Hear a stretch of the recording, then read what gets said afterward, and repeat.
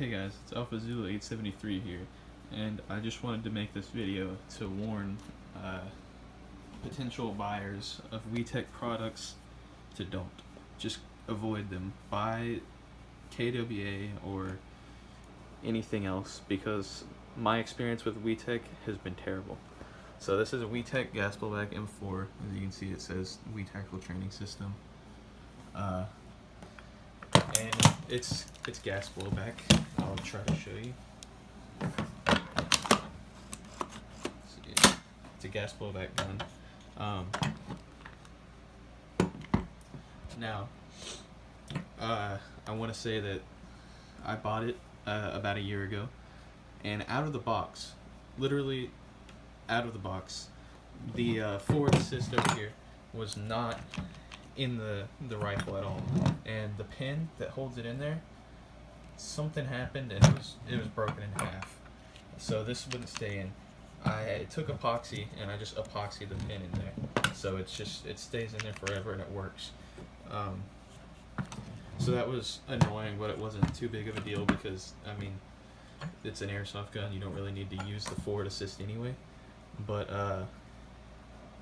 another thing, straight out of the box, it came with a magazine, and actually I'll grab the magazine.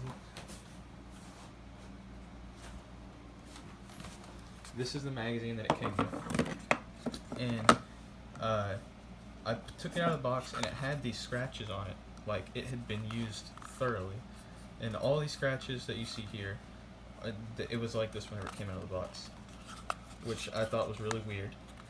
And then also it just leaked, like it couldn't hold gas. I put the green gas in it and it just shot it all back out. So it was useless, and I had to buy a different green gas mag. And the valve in that other green gas mag, I'll grab it too actually. The valve that you load the gas into broke off entirely. So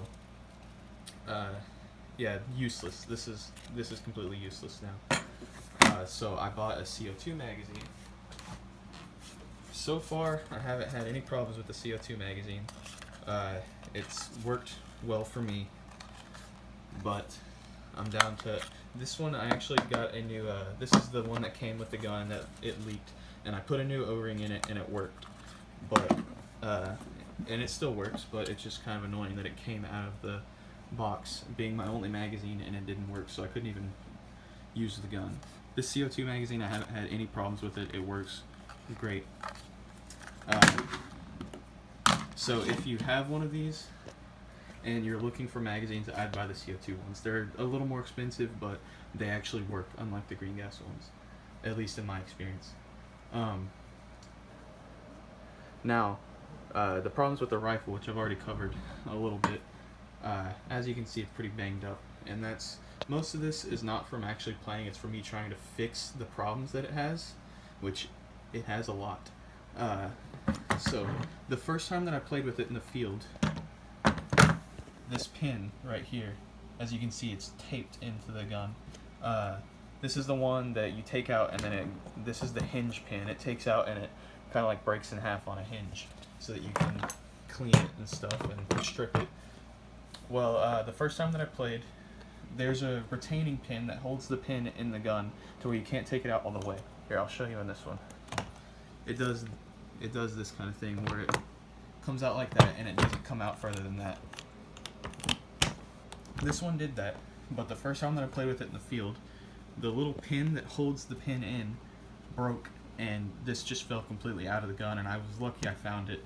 But if I don't have this tape in, it'll just fall right out and rendering the gun useless, which sucks. So that was an inconvenience. Another issue, it came out of the box with this castle nut loose, like very loose, to where the first time that I had bumped the stock on anything, the entire buffer tube fell off, and that was a little alarming, but it was a pretty easy fix. It comes with a like an armorer's wrench or an AR wrench, whatever it's called, which this is crap too, and I'll get into that. But so I was able to fix that. It's not that big of a deal, but still annoying.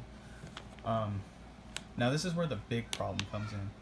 So, the first time that I played with it, after I got home, I noticed that the barrel was wobbling. Like, I'll try to show you. See how much it's wobbling? It shouldn't be doing that. It should be fairly rigid. But, so I tightened it and it didn't help. It's still really wobbly. So, I took the barrel off completely, which, by the way, voids the warranty. So, if you have one of these, I wouldn't recommend doing that if it's still in warranty.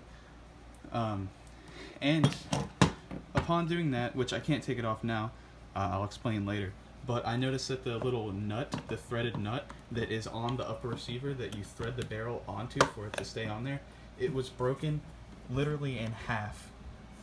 Now, I mean, I'm sure just shooting the gun normally doesn't cause that to happen. So either it came out of the factory broken in half like that, or it came out of the factory mostly broken, like cracked or something, and just firing the rifle with the vibrations of the gas blowback caused it to break completely in half. So it's wobbly, and basically, I mean, you can still shoot it, but if this barrel moves at all, the aim's going to be way off, and it's going to be practically useless. So my attempt to fix that was I tried to super glue the half that was broken off back onto the rifle, which didn't work, obviously. I mean, I was pretty sure it wasn't going to work, but I was desperate at that point. And then I tightened this barrel down as far as I could, and you'll see that this wrench, it has this one nub like thing poking off. There's supposed to be two, but the other one broke off.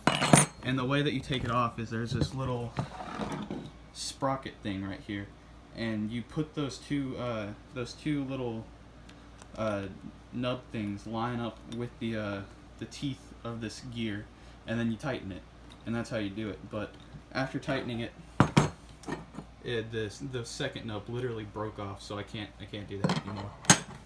And it was fine for a while. It didn't wobble at all for a while after that.